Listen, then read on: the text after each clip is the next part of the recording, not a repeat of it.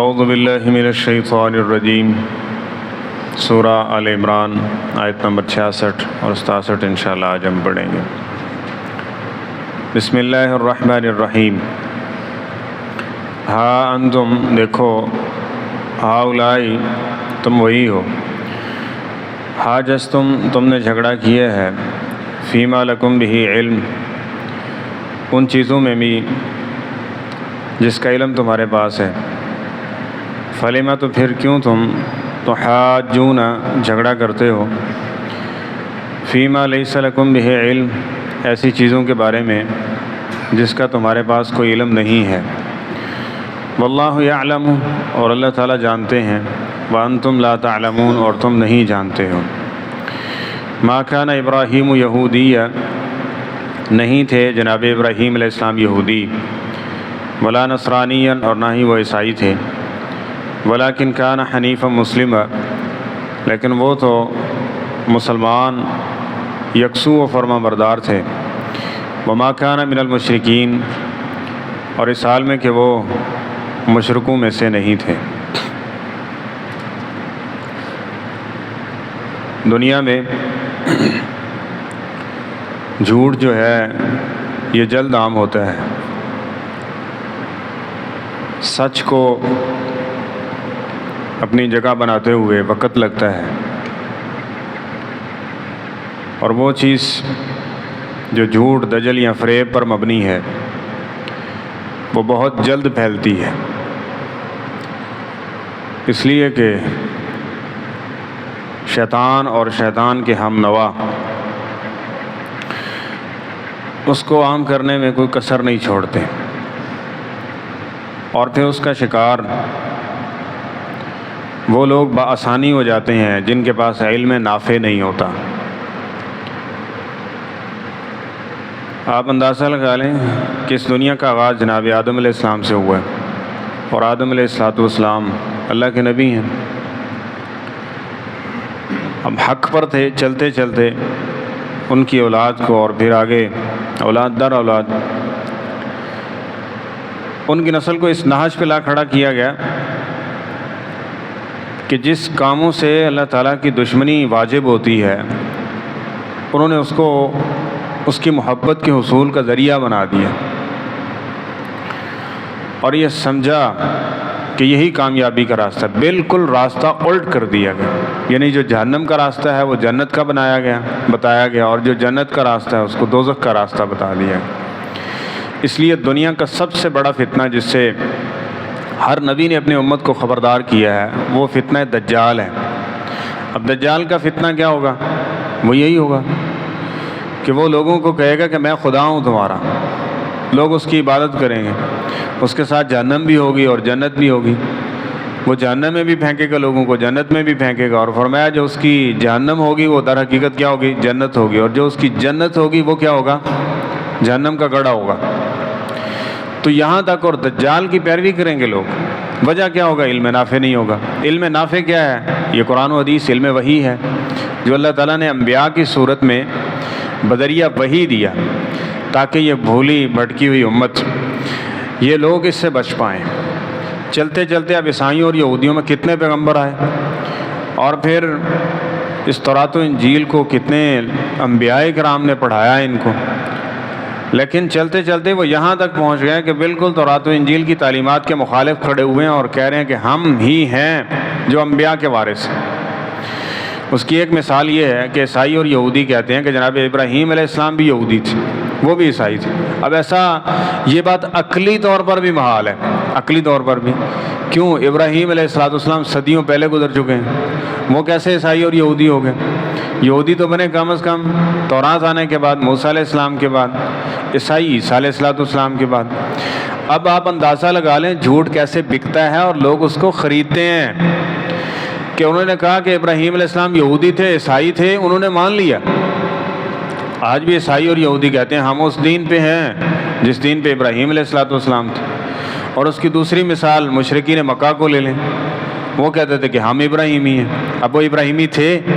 ابراہیم علیہ السلام بتوں کو پاش کر رہے ہیں، اور بتوں کو بنانے والے، اس کی پوجا کرنے والے کہہ رہے ہیں کہ ہم ابراہیمی ہیں۔ تو اس لیے بہت خبردار رہیے اور بہت اس حوالے سے متنبہ رہیے کہ دنیا میں جو ہر بات چل رہی ہے وہ سچی نہیں ہے، اس کو پرکھیے قرآن و حدیث کے مطابق۔ ایک چیز ہے، اب یہ بھی نہیں ہے کہ اللہ ظالم تو ہے نہیں، یہ نہیں ہے کہ قیامت تک حق موجود نہ ہو، قیامت تک حق موجود رہے گا، ٹھیک ہے، لیکن اس کو ڈھونڈنا پڑ سکتا ہے، اس کو سمجھنا پڑ سکتا ہے، اس کے لیے آپ کو تحقیق کرنا پڑ سکتی ہے، اور یہ ضروری ہے کہ انسان ایسا نہ کرے اور پھر ساری زندگی ایسا عمل کرتا رہے جو بالکل شریعت کے مخالف ہو اور انسان کو جنت سے محروم کر کے جہنم کی طرف لے جانے والا ہو، اور قیامت کے دن آنکھیں کھلیں پھر کہے کہ میں نے تو یہ پڑھا ہی کچھ نہیں تھا، میں نے تو سیکھا ہی نہیں تھا۔ وہ قبر کے سوال یاد رکھیں۔ نبی کریم صلی اللہ علیہ وسلم نے فرمایا، فرشتے آتے ہیں بندے کے پاس، اس کو اٹھاتے ہیں، بیٹھاتے ہیں، اس سے سوال کرتے ہیں کہ من ربک ما دینک من نبیک، وہ بندہ اس کے جواب دیتا ہے۔ کیوں دیتا ہے، کیسے دیتا ہے، وہ اگلے سوال میں ذکر کیا۔ جب یہ تینوں سوالوں کے جواب دے دیتا ہے نا، نبی، رسول اور دین، تو پھر فرشتے پوچھتے ہیں کہ وما دریتا، اور تجھے یہ معلوم کیسے ہوا، کیسے تجھے پتا چلا کہ تمہارا رب یہ ہے، تمہارا رسول یہ ہے، تمہارا دین یہ ہے؟ تو وہ کیا کہتا ہے، قرأت کتاب اللہ و آمنت بہ، میں نے، کیونکہ چل رہا ہے نا، اکثریت ایسی آ رہی ہے کہ جس سے رب پوچھا جائے وہ کہتے ہیں پتہ ہی نہیں کون ہے، رسول پوچھا جائے وہ کہتے ہیں فلاں، بس لوگوں سے سنا تھا، فلاں ہے فلاں، میں کہتے رہا دین کیا ہے، میں نے نہیں پتا دین کیا ہے، اور تجھے کیسے پتا چل گیا کہ تیرا رب یہ ہے، دین یہ ہے، اسلام یہ ہے؟ تو وہ جواب دے گا، قرأت کتاب اللہ و آمنت بہ، میں نے اللہ کی کتاب کو پڑھا تھا اور اس پر ایمان رکھا تھا۔ مطلب کیا ہے، لوگوں میں یہ چیزیں چل رہی تھیں، میں نے ان چیزوں کو نہیں اپنایا، بلکہ جو قرآن و سنت تھا اس کو پڑھا، سیکھا، اس کے موافق اپنے آپ کو بنایا، آج اللہ تعالیٰ نے مجھے کامیاب فرما دیا۔ اور دوسری طرف وہ جو ناکام ہوتا ہے نا، ان سوالوں کے جواب نہیں دیتا، تو حدیث میں آتا ہے فرشتے پھر اللہ تعالیٰ کے عذاب کی صورتیں مختلف ہیں، کبھی اس کے سر پہ گرس مارتے ہیں، کبھی کیا ہے، کبھی کیا ہے، اور اس بدبخت کو کہتے ہیں ما تلیتا ولا دریتا، تیرے لیے تباہی ہو، نہ تو نے اللہ کی کتاب کی تلاوت کی، نہ ہی اس کو سمجھا، اور وہ خود اپنی زبان سے کہہ رہا ہوگا کہ اقول ما یقول الناس، میں تو اینا سیانا تھا کہ جو لوگ کہتے تھے نا میں وہی کہہ دیا کرتا تھا، اقول ما، آج بھی یہی چل رہا ہے نا۔ تو اس لیے خوب سمجھ لیجئے اس بات کو کہ جو لوگ کہہ رہے ہیں اکثریت ایسی ہے کہ اس میں جو ہے وہ ملاوٹ ہے اور وہ حق نہیں ہے، اس کے ساتھ باطل کی آمیزش کر دی گئی ہے۔ تو اس لیے ہم نے ڈھونڈنا، دنیا میں آنے کا سب سے پہلا ہمارے اوپر جو فرض عائد ہوتا ہے نا، وہ یہ جاننا ہے کہ اپنے رب کو پہچانے، اور اس کی پہچان کیا ہے؟ یہودی بھی کہتے ہیں ہم رب کو مانتے ہیں، یہ ہندوؤں کے پاس چلے جائیں وہ بھی کہتے ہیں ہم رب کو مانتے ہیں، سکھ بھی کہتے ہیں ہم رب کو مانتے ہیں، سارے فرقے جتنے بھی ہیں جن میں کوئی مذہب کا عنصر موجود ہے وہ سارے رب کو مانتے ہیں، سب میں رب کا تصور موجود ہے، حتیٰ کہ ابو جہل بھی رب کو مانا کرتا تھا۔ اللہ تعالیٰ نے قرآن پاک میں کہا ہے محمد صلی اللہ علیہ وسلم، اور ہمارے ہاں یہ بھی دھوکہ دیا جاتا ہے کہ جو مشرکین مکہ وہ اللہ کو مانتے نہیں تھے۔ قرآن پاک کو پڑھیں، مسلسل یہ ذکر کیا گیا ہے محمد صلی اللہ علیہ وسلم، آپ ان سے پوچھیں کہ زمین کس نے بنائی، آسمان کس نے بنایا، وہ کہیں گے فی الفور کہیں گے فسیقولون اللہ، دوسری یعنی اس کے بارے میں کوئی تصور شائبہ شک ہے ہی نہیں ہے، فی الفور اپنی زبانوں سے ادا کریں گے کہ یہ سب کچھ کرنے والا کون ہے؟ اللہ تعالیٰ کی ذات ہے۔ وہ اللہ کو مانتے تھے لیکن اللہ تعالیٰ تک پہنچنے کے لیے 360 بنائے ہوئے تھے، اللہ تک پہنچنے کے لیے کہ ہمیں یہ اللہ کے قریب کر دیں گے، یقربونا الی اللہ ہؤلاء شفاعؤنا عند اللہ، ہمارے کرتوت اچھے نہیں ہیں، یہ ہمارے گناہ بخشوائیں گے، ہمیں معاف کروائیں گے اور ہمیں جنت میں لے جائیں گے۔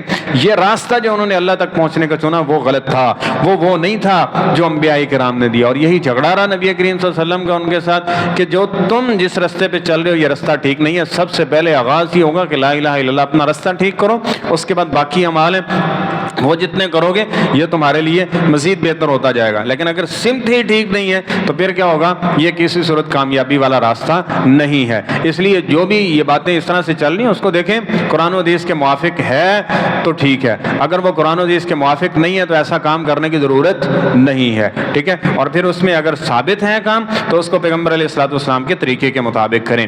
تو یہ دیکھیں ہاں تم ہؤلاء، اللہ تعالیٰ فرما رہے ہیں اور کیا ہو گیا تمہیں، تم ان چیزوں کے بارے میں بھی جھگڑا کرتے ہو جس کا تمہیں علم دے دیا گیا۔ اب علم تورات و انجیل میں توحید کا ہے، انبیاء اور رسول کے جو حقوق ہیں اس کے بارے میں جھگڑا کرنے کا مطلب کیا ہے؟ علل اعلان اس کا انکار کر دینا۔ ایک یہ ہے کہ پتہ نہیں چلا، سمجھ نہیں ہے، یا کوئی غلطی لگی ہے اجتہادی طور پہ، ٹھیک ہے، ایسی چیز نہیں ہے، جان بوجھ کر مخالفت کر رہے ہیں۔ اب نبی کریم صلی اللہ علیہ وسلم کی نشانیاں ہیں، آپ کے اصحاب کی نشانیاں، آپ کے زمانے کی نشانیاں، یہ سب کچھ ذکر کر دیا گیا، اس کے باوجود بھی ماننے کے لیے تیار نہیں ہے۔ زبان سے یہ کہتے ہیں کہ واقعی اللہ کے سچے رسول ہیں، مانیں گے نہیں۔ کیوں نہیں مانیں گے؟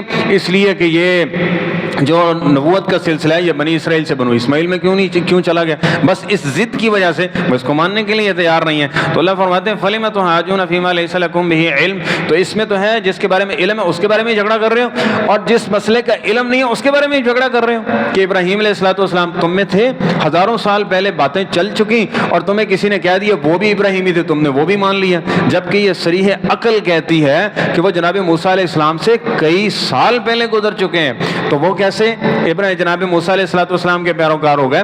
تو ایسی بات نہیں ہے۔ تو فرمایا واللہ یعلم وانتم لا تعلمون، ایک اور چیز سمجھیے کہ اللہ تعالیٰ جانتا ہے، تم نہیں جانتے۔ آدمی کا بگاڑ تب شروع ہو جاتا ہے جب وہ اپنے آپ کو علم کل سمجھ لے، یا سمجھے جو مجھے سمجھ آیا، جو میں نے سمجھا، میری آبزرویشن، میرا تجربہ، میری رائے، میرا قیاس اور میرا تجزیہ یہی درست ہے۔